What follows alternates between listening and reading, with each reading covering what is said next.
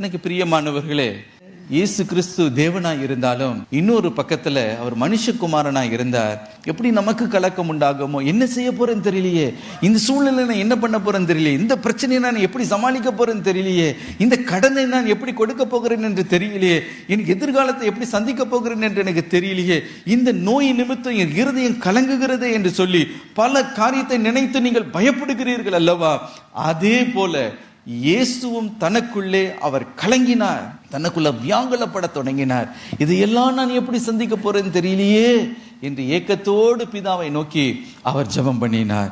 எனக்கு பிரியமானவர்களே, நம்முடைய வாழ்க்கையிலும் எத்தனையோ பாடுகள், உபத்திரவங்களை நாம் சந்திக்க வேண்டியதாக இருக்கிறது. சரீரத்துல நமக்கு பலன் அவசியம். ஆவிக்குரிய யுத்தத்தை எதிர்த்து போராடுவதற்கு பலன் நமக்கு அவசியம். ஹல்லேலூயா.